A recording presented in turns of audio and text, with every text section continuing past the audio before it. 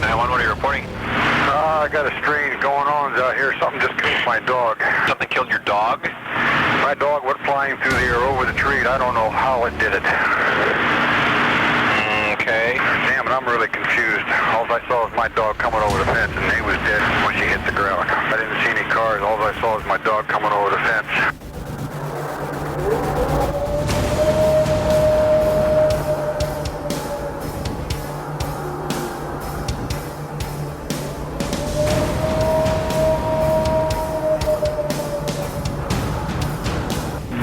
What are you reporting? We got someone or something crawling around out here.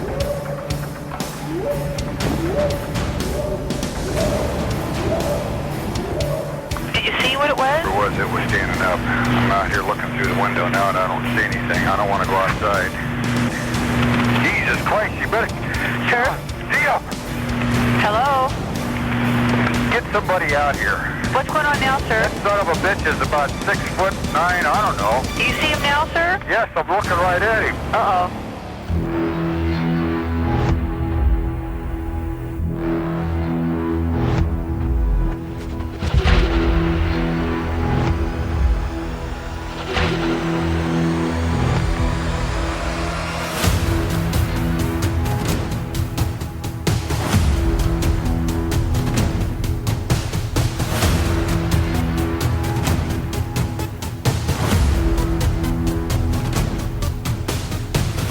Hey guys, and welcome to this week's Members Only Show. It is Sunday. This is your show. Thank you guys, as always, for taking time out of your schedule to be with us. I have a great guest lined up for you guys, but as always, I want to start by inviting you. If you've had an encounter and you'd like to be on the show, shoot me an email. You can get me at brian@sasquatchodyssey.net. As I said, we've got a great guest lined up. I've got Sharon Eby. She is a cultural anthropologist. She's an author. She is a super smart lady. She was a pleasure to talk to. I'm so excited that I get to bring her interview to you guys first. I will probably end up releasing this show sometime in the future for everybody else who's not a crew member. But that's one of the things that you guys get. You get the shows first. You get to hear the interviews first. You get to experience things uncut most of the time. That's part of what you guys get. You guys keep the lights on. I can't thank you guys enough. Thank you so much. If you haven't already done so, I just released this week's bonus episode, setting the record straight on the Patterson-Gimlin film with Steve Coles. You guys go over and check that out wherever you get the show. It's live and it's up for you guys. So you guys sit back, relax, and enjoy the show.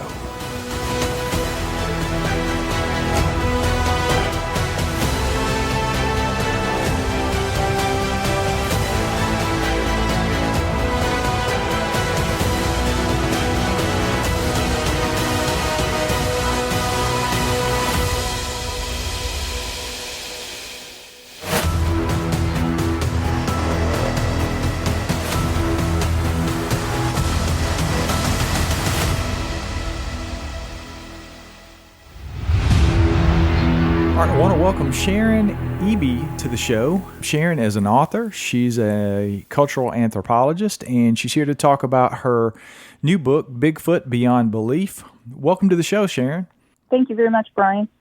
It is my pleasure to have you here. I'm super excited about the book, and I'm super excited to get to talk to you about it. So tell us a little bit about your background, what got you involved in the subject of Bigfoot. I know you've been a Bigfoot researcher for 20 years, and the book was like a 4-year process for you. So sort of take us down that road and what got you interested in the subject, and how did you become a Bigfoot researcher and ultimately an author? Okay. Well, before I became a Bigfoot researcher, I've always been interested in anything different, the paranormal, the strange and unusual. Since I was a kid, but I was a ufologist starting around 1995 and focused on that for a long time. And then in 2001, we lived in El Paso, Texas, my family and I, and we were camping in Radium Springs, New Mexico, just outside of, kind of off the edge by the mountains. And it was nighttime, and it was really dark, except for I think it was a near full moon. And cold and windy. And my son and nephew had a sighting, an encounter out there while we were camping.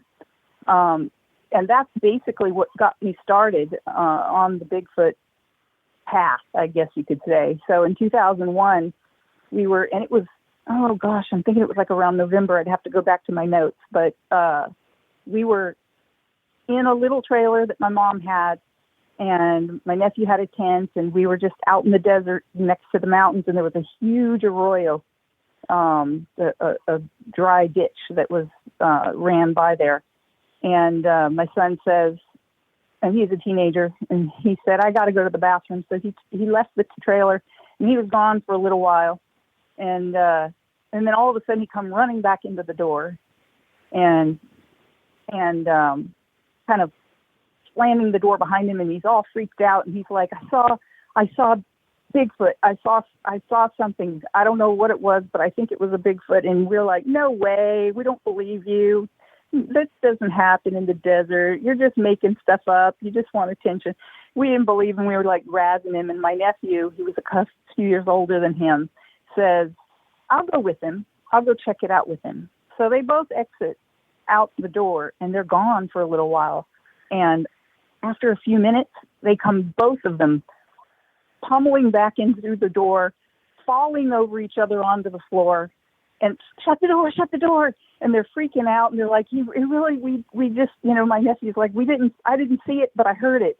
We were out there, and we were right by the arroyo, and my son had said that he saw it walking upright, and it looked like a man, but was much bigger, much taller, and had hair all over its head, shoulders. You could see it glistening in the moonlight. And when he went back out with my nephew said that they heard it pound the ground, like kind of like a bull would, where a foot hits the ground and then they drag it across the dirt, and then pound and drag a few times, and then it let out this bellow, this huge scream. And my nephew's name is Derek, and he said, I have never heard anything like it. He said it went through me like infrasound. He said it was like extremely low frequency. He said it went into my guts and reverberated them. He said it was not like a person, and it was not like an animal. It was just this weird combo. And he didn't know how to describe it other than that. And he didn't see it, but it was right next to them, like right inside down the hill, and in the gully, in the arroyo. And they took off, like they just started running. And so there was this kind of a feeling of fear with them. We started, like everybody was like, what? And he says, it's the truth, really. Feel my heart. And he put my hand on his chest, and you could just feel his heart beating out of his chest. And that's when I realized, that's a physiological reaction. And I really believe them that they saw and heard this. So everything changed from that moment forward. I started looking into the TBRC and the FRO and asking questions. Can there really be? Now, I'd heard of Bigfoot in the desert before, but it had been so long, and I'd never seen one or knew anybody that really, had had a close encounter with one or anything. So I started asking them, does this happen? And could this be? And we started ruling things out. What we did is we just ruled out every possible animal, including bulls and bears and whatever else that we could think of. And nothing fit the description of a bipedal, upright, hairy humanoid walking, that's really tall, walking and screaming, making that kind of noise. And nothing fit except Bigfoot. And that's when I started really digging in, and I called, they did a report with the BFRO and put it on their website. And sometime later, it was about 2 years, I guess, I did some research, but then I kind of left it, and I thought, well, if it ever comes up again, I'll jump in. So around 2003, I believe it was, my nephew came into my office and threw the newspaper down in front of me on my desk. And he said, look at this. And it was the El Paso Times newspaper dated that day, and it was Horizon City's Monster was the headline. And it was about a Bigfoot seen in the desert by a lady in Horizon City, which was just a little town outside of El Paso in the same county south of where I lived. Because I lived out in the boonies, in between the mountains and the Waco Mountains. And she was just south of us. So I got a hold of the journalist that wrote that article, and I was able to get a hold of the lady that had the encounter, and I interviewed her, and I just jumped in with both feet, and I started doing research for Bigfoot in my local area in southern New Mexico and West Texas. And then Craig Woolheater at the TBRC asked me to become the West Regional Leader. So I did that for a couple of years or so, 2 or 3 years, and that's really how I got into it. Now, fast forward a bit, and I went back to school. I decided I wanted to learn anthropology, and I took a physical anthropology class at El Paso Community College, and I was hooked. And I didn't go into biological anthropology, but I did go into cultural anthropology and social science. So that's where my background is now since then. And I've had all these years, and I've been lived in Washington State as well, where I did some research and outings. So that's the background. Yeah, it's always fascinating to me. I've heard several stories. You don't hear a ton of like Bigfoot, Sasquatch sightings in desert areas, but they're out there. I've heard more than one. And the thing about some of those desert areas there are places for them to hide and places for them to be.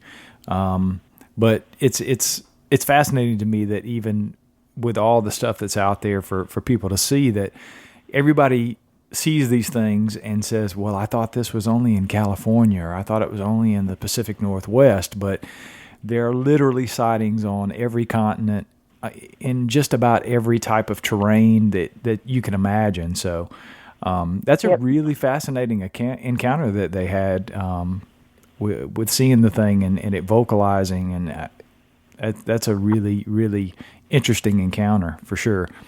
And like you said, yeah, it is. I'm sure that nobody was thinking Bigfoot or Sasquatch in the desert for sure. Yeah, and I'd heard of it before, but it was just a quick story years and years before that I'd totally forgotten about. And it was really hard to wrap my head around at first. And then I started researching, and then I heard that other lady, and I interviewed her, and, I have to say, all throughout the desert Southwest, the sightings, the witnesses that I interviewed, they all described exactly the same kind of being. And these people didn't know each other, and I did not post certain aspects, especially one particular thing about the colors and maybe the hair length or things like that that I had left out on the sightings from these people. I didn't put them in my reports because I figured it's good to just keep little small detail out so that if someone tells me about that same detail, then I know it's, they didn't just read it on my site and make it up. Right. So for the audience, if you wouldn't mind, could you describe what the people out there that were seeing these things, what kind of descriptions were they giving? Well, it was very similar to what you normally hear. They were very tall, much taller than your average person, 7 feet and more, and hairy all over. But the hair was always this darkish brown, almost not quite black color. And then they'd say on top of that is a reddish hue. And then if they were close enough and could see it, they would tell me that the tips of the hair, just the ends, were kind of faded, like they'd been bleached out by the sun, is the way they describe it. And I don't know if that's just because they are, like it's the desert, right? The sun is intense. Or if it's faded, or what exactly caused it, or if it's just a genetic thing. But that's the way they described all of them. And then they had really long hair under the forearms. And that was a key feature that they all said, too. They described the faces very similar, just about any other Bigfoot you hear. half, kind of half ape-like and half humanoid, but it was the long hair on the forearms that dangled, and the three colors in the hair that was a real common feature with people I spoke to in around the Sacramento Mountains and the mountains around El Paso. Yeah, that's definitely a fascinating detail that, like you said, if people are seeing this thing completely independent of one another, they don't know each other, they're not communicating, for everybody to have that specific detail down is really, in my mind, it's sort of anecdotal, I guess, but it's something that lends credibility to the stories. I mean, if I've always said, I was in law enforcement for 16 years, and, if you get one call about something, it may or may not be true. But if you get 100 about the same thing, something's going on. So exactly, and I agree, and it's true that it's anecdotal because this is people's stories. This is their eyewitness testimony, or whatever you want to call it. And you've got these stories, and they start having a common thread between them. And I always say that anecdotal evidence is not physical evidence, but it's not necessarily the truth, because it's their stories, and they have their own interpretation, and sometimes they add a little or take away a little, and depending on what's important to them, sometimes their cosmology, their belief system comes into play, and they say, well, I believe this, so therefore maybe the Bigfoot is that. And they have ideas and beliefs about these things, but the anecdotal evidence is not necessarily the truth, but it often points to the truth, especially when you have a whole body of that anecdotal evidence all together. If it's considered, then it'll point to some truths in there somewhere. So you kind of have to sift through it, but it's fascinating. It really is. Yeah, I love hearing people's encounter stories. That's one of the many reasons I started doing the show. Let me ask you this about the reports that you were getting there in the Southwest. Were these benign reports? Were these aggressive reports? Was it a mixture of the two? Because I've found commonalities depending on the stories that come out of different regions around the country. These things tend to be more aggressive in certain areas, like the South, when they're a little bit smaller, or tend to be a little bit smaller. It tends to be a more aggressive type encounter in most cases. And then like Pacific Northwest, when these things are 8-9 feet tall, they seem to be more benign encounters. Like they just lumber along. They don't really pay attention to people. They're just going about their business, that kind of thing. So what type of encounters were these folks having with these things in the Southwest? Well, up in the mountains, they were hearing things go through the camp and things like that. And you really didn't have an encounter where they could see the being. And they, stay in their tent and freak out, but not really have anything negative per se happen. Nothing super positive either. However, in Horizon City, where this one lady had her encounter, there's something. I've had 2 witnesses from that area, and one of them was just last year. And I have the one from last year was actually a Bigfoot attack, and it's quite compelling, I must say. The first lady, though, from years ago, when I first interviewed her, when I first got really into, jumped in with both feet, I'll tell you that story first. She lived near the edge of town in Horizon City, so it was really on the edge of the desert. And it was just a community. It's not even a real city. But now it's grown a lot. But back then, 18 years ago or so, it was smaller. And she was going along the highway, and she saw a Bigfoot walking up over top of a mesquite mound. Now the mounds out there, the mesquite grows, but the dirt catches around it. So these mounds are actually dirt mounds. They look like little hills. And there's some branches of mesquite sticking out here and there. And, these creatures often are found walking right over the mesquite, right on top of the thorns, and it just doesn't seem to affect them at all. You'll see footprints go right through the thorns. It doesn't seem to faze them.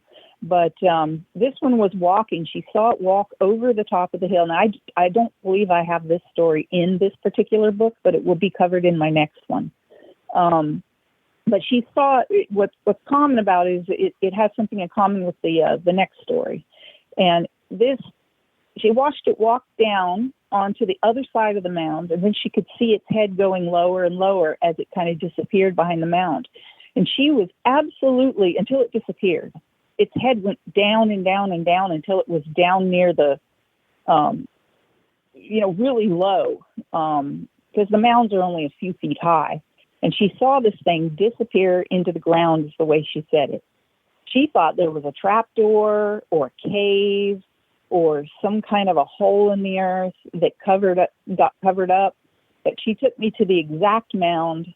I checked it out myself, and there was nothing out there that we could find for a hole in the ground. But she swore up and down that this thing just went down and down. It's like it was taking steps down into, a stairway into the earth. And it just kept going down and down, bobbing its head down and down and down and down and down until it disappeared. And that we looked for an entrance, didn't find anything. And I just wrote it into the report because that's what she said. I tend to not leave out details, even if they seem implausible. I feel that it's important for the person saying that this is what they witnessed. It's got to go in there. I don't hide details or try to, suppress information. So I just kind of noted it. And then years later, till last year, one of my witnesses, Dr. Bruce Cornett, he still lives in El Paso. We're friends, and he helped me investigate this one. But this lady, Juliana Perez, and she is in this current book that I just wrote, her story about the Bigfoot attack. She was with her husband and her little boy, and I believe he was 6 at the time, and they were stargazing at night, and it's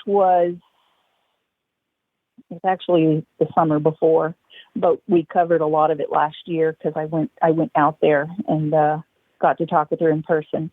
So they were stargazing, and she had to go to the bathroom. So she walked over to behind this really large tree that was there, and they were just out on a dirt road outside of Horizon City, between Horizon City and the mountains. You could see the mountains not far away from right there, and where they were. And it was dark, and I don't recall how much, we didn't check to see how much moon there was, but she was able to see, even without a flashlight. So it was enough, evidently. But she just went to the bathroom, and as she was finishing up, her dog that was with her took off into the brush, and there, there's all brush on the side of the road. So there's lots of mesquite and some trees and just cactus and things like that. And the dog took off, and she says she comes hollering after the dog and starts chasing after the dog. And she goes, I don't know how many, 50 feet maybe at the most, and sees the dog sniffing at the ground, and it's making noise. It starts whimpering, and she doesn't understand why it's whimpering. So she looks over, and I guess she had a light with her, and she said that out of the ground, so the dog takes off at this point, and out of the ground she sees this Bigfoot head, a hairy head, and its hands are up by the sides of its head, and it's kind of like like as if it were lifting something, like lifting dirt up, except there was no dirt in its hands. And it was just kind of had a lifting up kind of motion with its arms and hands. And she said she saw it peeking out of the ground. And she freaked out and started running. And she turned, and she was so close to it. And the dog took off. And she said that she could hear it breathing first. And made several deep breaths, and she didn't wait for a third because she thought for sure she was going to die. And so she took off, and she said it reached for her, and she could feel it barely touch her skin on her lower back. as she ran, as she turned to run. And she didn't feel it all at once, but it started burning as she started running. And next thing she knew, it was running behind her, and then all of a sudden it was in front of her, blocking the way, and she turned and she ran back, and she went through some brush, and she got scraped up by some mesquite on her legs. She was wearing shorts. And she tried to get through, and she's screaming for help, and her little boy's freaking out, and the husband's, babe, where are you? Come over here. And they're screaming for each other, and she's running back and forth in the brush trying to get, and they got real close. Her husband got real close to trying to reach through the brush and say, come up here, I'm over here. And she reached for him, and she could feel this thing behind her underneath in the brush, scratching at her legs, and she didn't know how much was it and how much was the brush. But she said she thought she felt it scratch her at one point. And then she managed to get out of that section, and she went down south a little further and found an opening in the brush. She was able to go out onto the road, and they got in the car and took off and got the dog. The dog jumped in, and they just didn't come back for a long time. And she said that burning sensation increased in her back. Now, the legs didn't seem to do anything, so we don't know how much is. She said she was pretty sure which scratches were from the creature, but and we have pictures of them, of all the scratches and the burn marks. There's 2 burn marks on her back, like as if 2 fingers had just touched her, kind of up and down on her back, on the above and below, a few inches apart. And you could see it clearly in the photos that these burn marks. And I include this in my book, pictures of it. And she said that it just got worse and worse over time, and that it started burning. It felt like it was burning straight through to her bone. And it was red and irritated. And she said she smelled like sulfur. She stunk, even her hair, for 3 days before it finally faded and dissipated. And it scared her so bad she didn't want to go out. She didn't want to go outside. She was afraid. She felt like she needed to get in touch with somebody and tell them, and so that she could put out a warning that these creatures exist out there. And, we went back. This happened 2 summers ago. So that would have been 2019. And then we went early in winter of 2019, 2020. And talked with her and went to the site. And if there was a hole there before, we did not see a hole in the earth where it was coming up out of. So it was similar, very similar to the first encounter I told you, because there's a Bigfoot in a hole in the ground, or going in or coming out of, and yet we don't find a hole in the ground when we go back later. So it's a little bit of a mystery. There's some people that have lots of opinions on these things, on what is really happening here. Some people think it's made up, but physical evidence and burn marks, and that is not. And, I interviewed not just her, but and got her story in depth, and I went to the site with her. But I spoke with her husband, and he was like, yeah, this happened. This really, really did happen.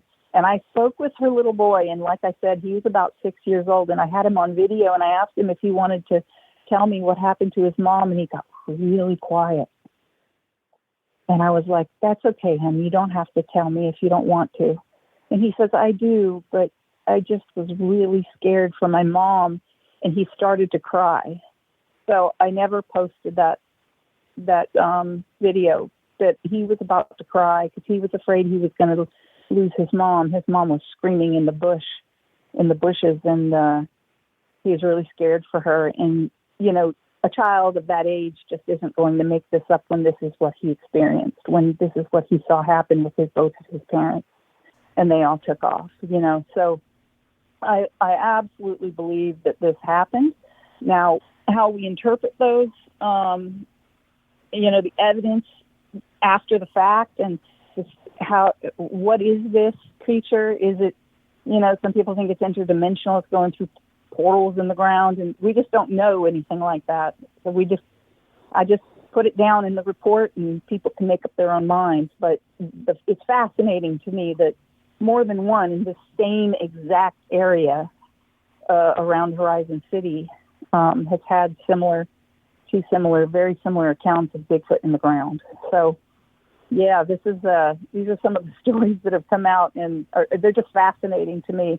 And it's not about trying to prove yes or no one way or the other. It's about recording it and sharing these stories. It was really important for the witness, for Juliana, to tell people that people can have benevolent or benign experiences, but there's these other sides, this other kind of features too that maybe aren't nice.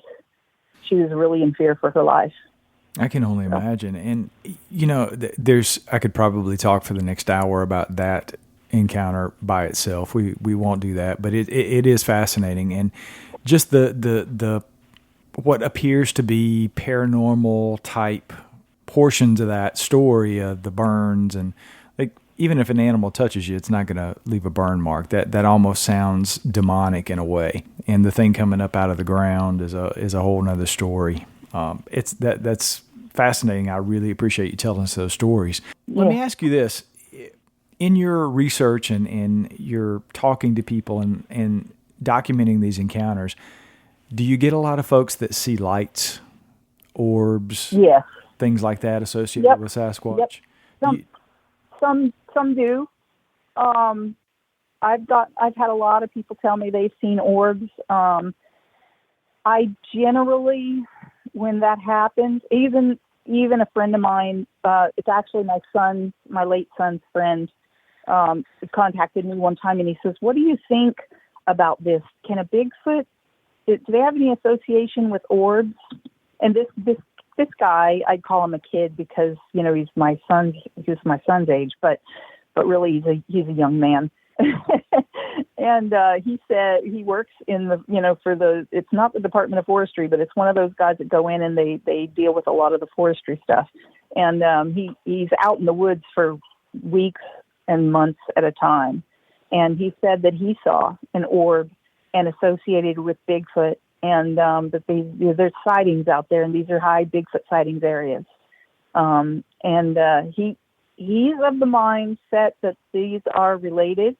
I've had other witnesses that have said orbs, UFOs, and Bigfoot sightings often go together. Then you get into mind speak and infrasound and zapping and all kinds of things that enter into these stories, and it's not uncommon. One of my witnesses, Skip Frombach, has had association of UFO activity and Bigfoot encounters in Washington State, and his account is in my book. I'll be covering his story far more in depth in my next book, but it's really fascinating because the orbs, a lot of people that say, and this is certainly not straight information that's necessarily always true, but sometimes and often I've found that people who tend to see the orbs tend to see more benign activity or encounters with these, they call them Bigfoot forest people rather than a Bigfoot monster. So the way they narrate their own stories is quite different. I don't know if you found that to be true with the orbs, but it just seems like when they're a light or turn into a light or go from a light into a creature or either associated with each other in some way or another, that's often the case. Yeah, I found that the last couple of people that I've interviewed actually that have these things on their property or very nearby their property that are having constant encounters. And one guy's one even admitted he inadvertently was feeding these things. So it was almost a unplanned habituation site. And, I asked him, later on in the interview, I said, have you had experiences with lights or orbs? And he kind of paused a little bit and he said, "Yeah, I've seen them." And same thing with another guy who was having way different encounters with these things. He was, he believes they understand him. He thinks they listen to him. He's been within arm's length, he said, of feeding one of them or trying to feed a female. And he too had seen the orbs and the lights. And I asked him, do you think there's a correlation between the two? He said, yes, I believe so, because I've never had an experience where I've seen orbs or lights when there wasn't Bigfoot activity going on the property. And the most recent interview I did, I asked him, do you think they're related? And he said, no, not really. I don't think they're related. I don't know what the orbs are, but the activity with Bigfoot happens all the time. And in 6 years, he's seen the orbs and one really bright light that was more UFO-ish, for lack of a better term. In 6 years, he's only seen that 2 times.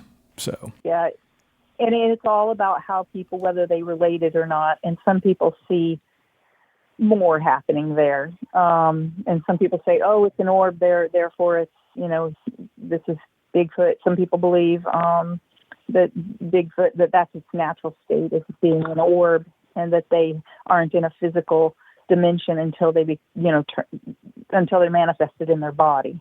So, these are different beliefs, but these are belief systems. And so you kind of have to weed through that as a researcher.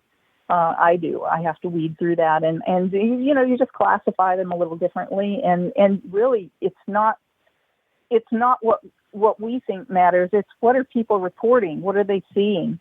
And how much is their belief about that versus what really happened?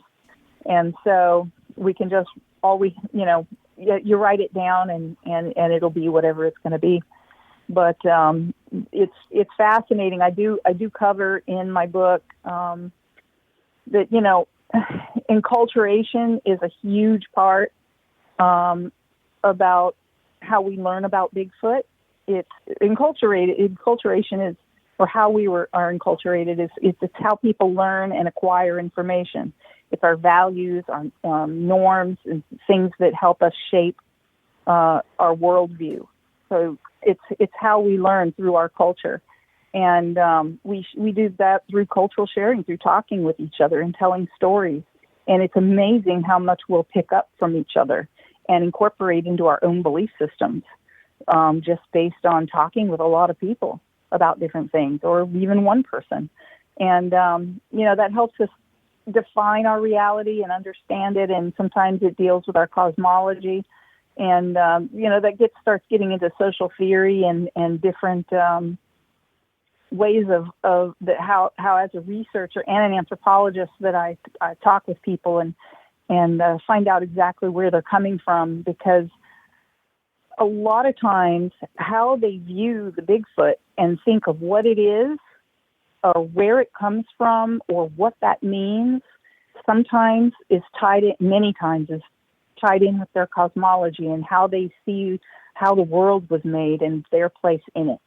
And if they're a Christian, they'll have a completely different view than someone who's secular, let's say, or whatever else, other religion. There's, someone who believes the earth is very young, thinks Bigfoot was on Noah's Ark, and that's all there is to it.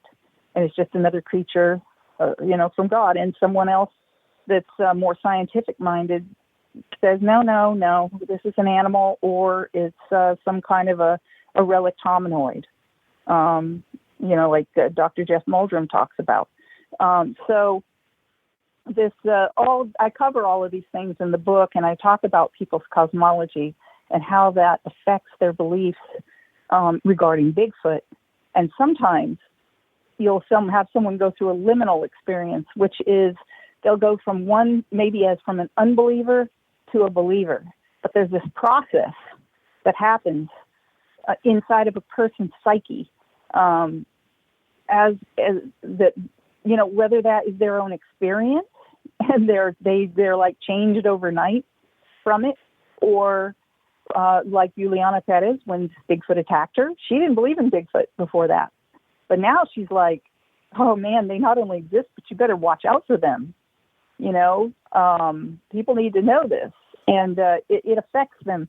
And so this liminal experience, though, is the process of going from one state of mine to another.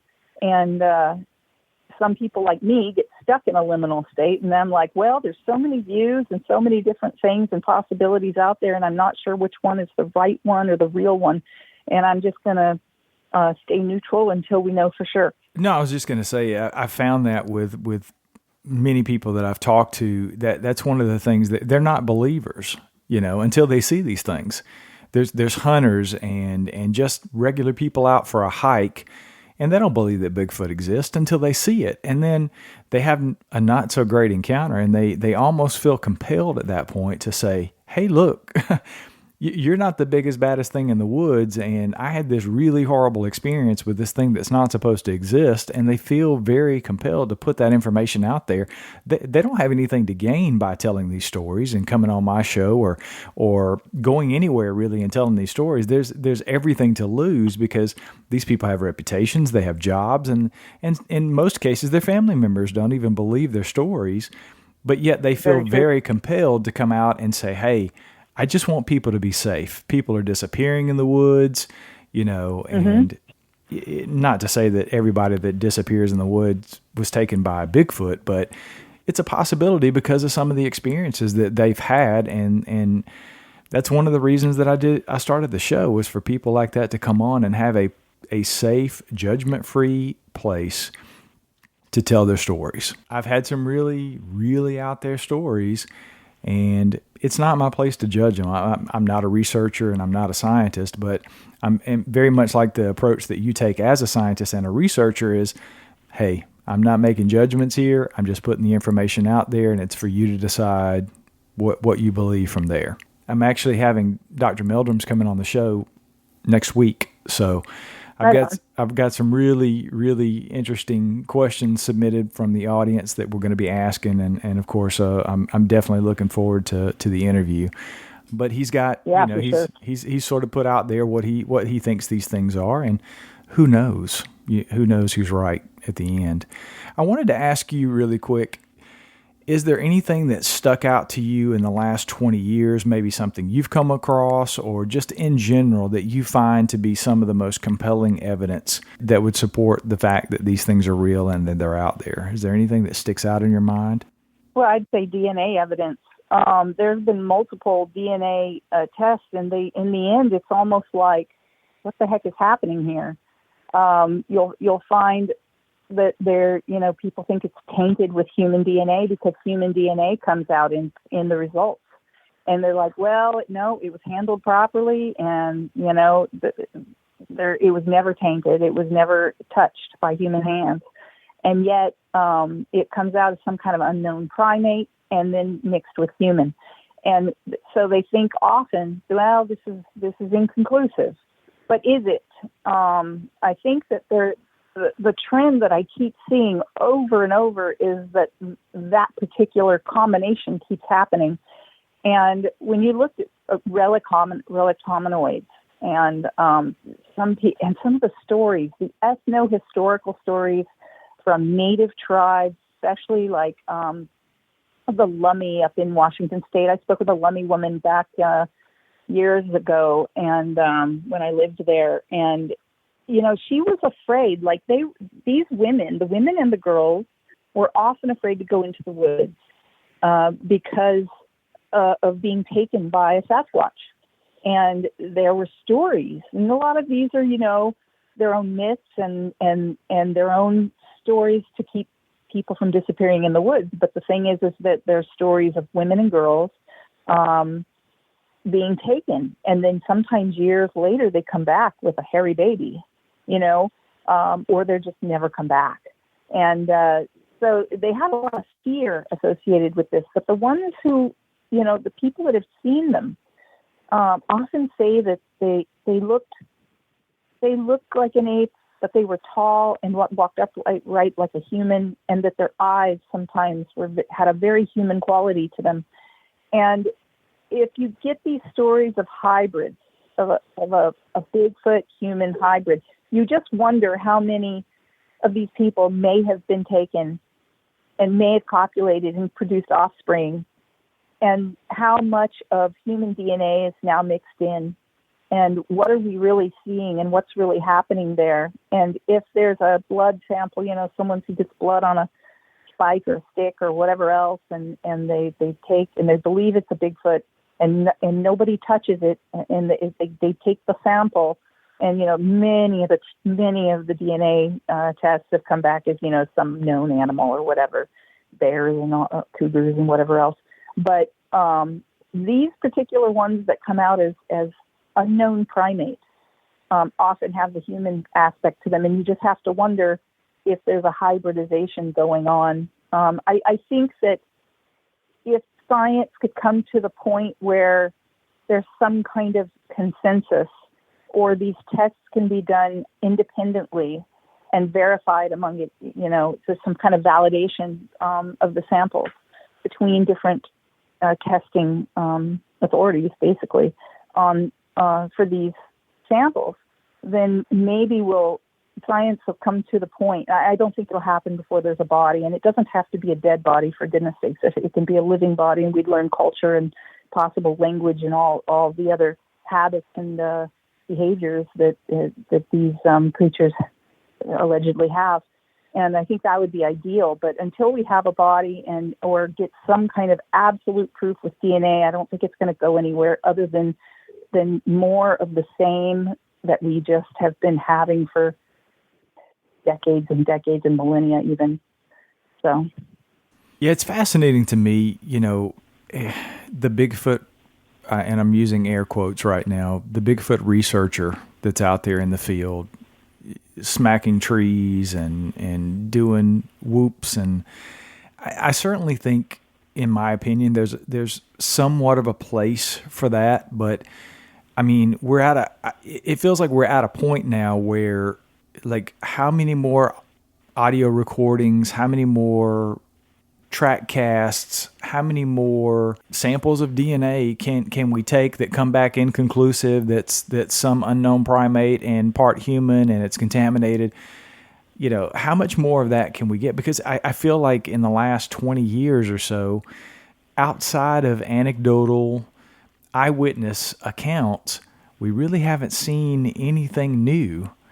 No. And it's frustrating, but at the same time, I don't know where we go from here, and I don't know, like you say, outside of a body, alive or dead, where can we go at this point to really prove that these things are real? And I can tell you, from my law enforcement experience, there is enough evidence to put in front of a jury, and if we were trying to convict Bigfoot of existing, he's going to jail, right? So,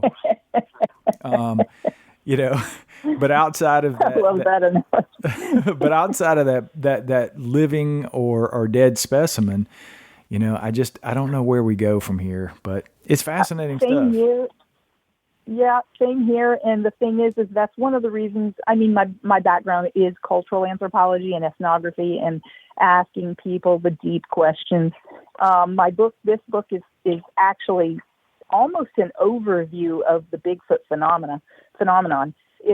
It's all the gamut of beliefs that people have surrounding Bigfoot, and it's almost, I really meant for this book to be an overview and a big picture, a snapshot of what people believe about Bigfoot now, for right now, this year, because next year we may get some irrefutable evidence that proves Bigfoot is real, and suddenly so many questions will be answered.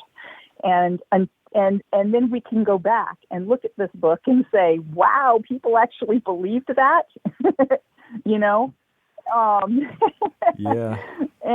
And those people are out of their minds, or it's just their imagination, or their cosmology was too strong of a part of their beliefs about this creature. They're filling in the blanks with their beliefs instead of really sticking to the evidence. And other people are going to be like, wow, they were right on all along. These people knew what they were talking about, and this is actually true. So to me, this is the fun part of it, is having this book as a snapshot of Bigfoot in time, but not the real Bigfoot, but Bigfoot in people's minds, what people believe, how they see this creature, how they, I did a survey over a 2-day period of over 300 Bigfoot believers, exactly 300 Bigfoot believers. And they defined what Bigfoot was to them.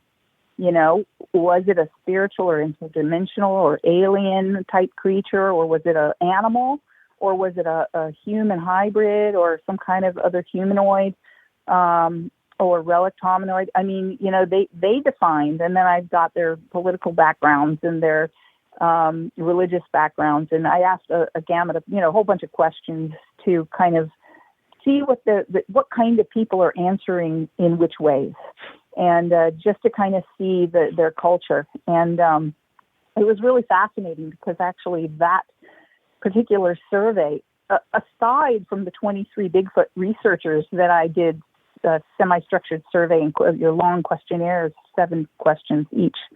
But the survey came out with some interesting results, and it deals with, like, I have most people, the majority of people, the Bigfoot believers, are no kill.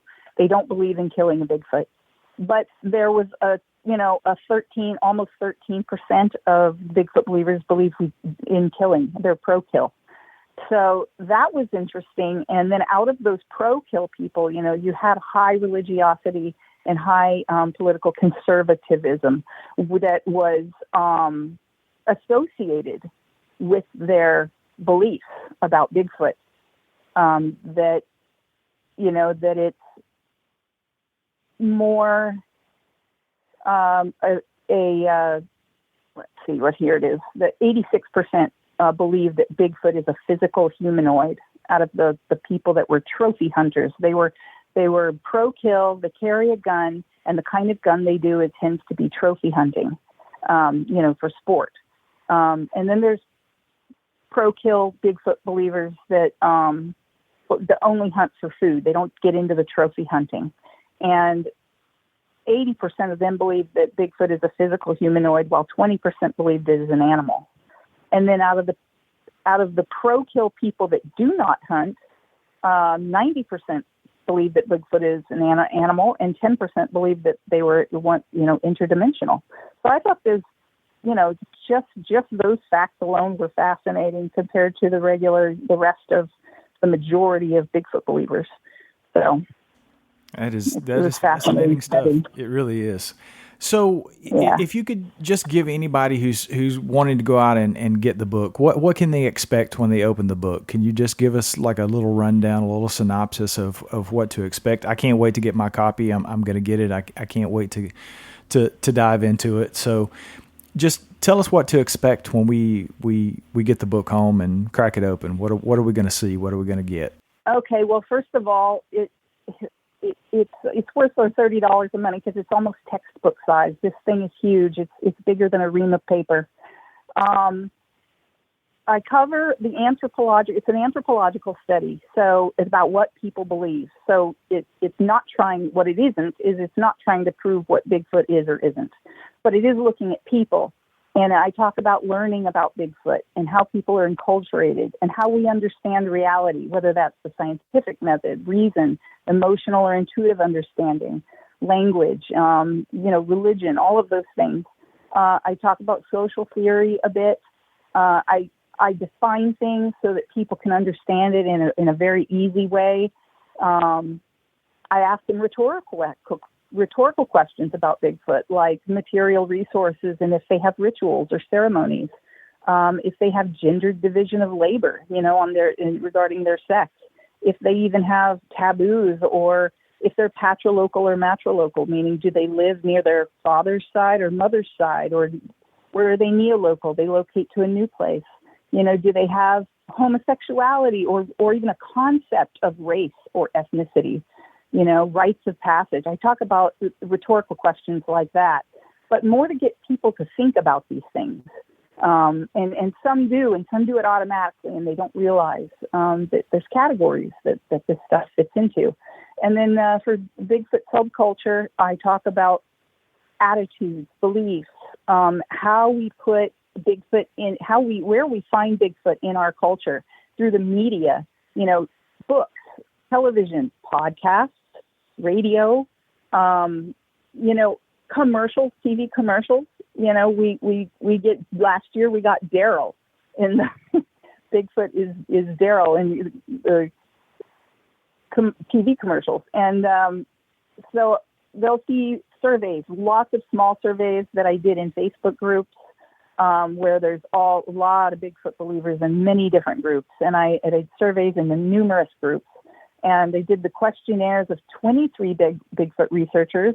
Do we have time for me to read all 23 names? Absolutely. Okay, so here's the 23 researchers that I interviewed. Chris Allen, these are in alphabetical order by last name.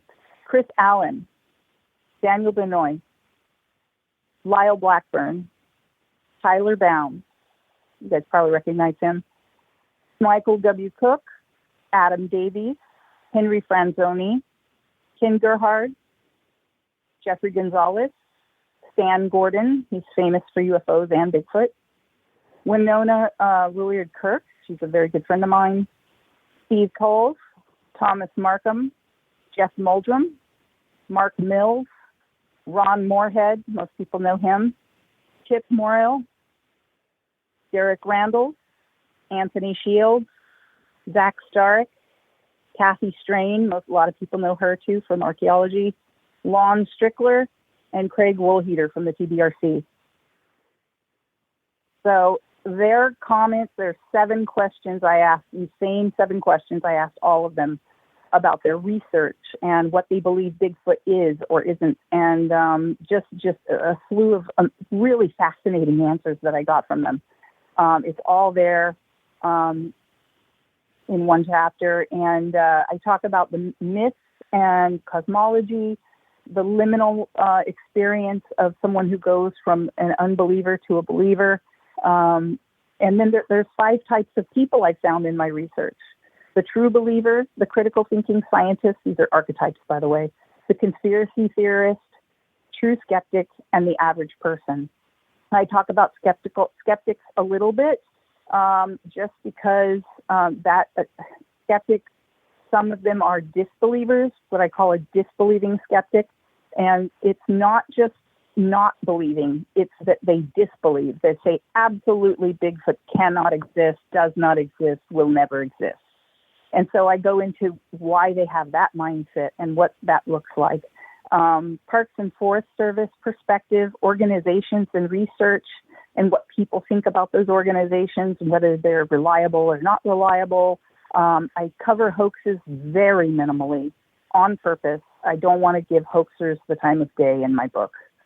I discuss physical evidence, anecdotal evidence, and I go into each one in some fair detail.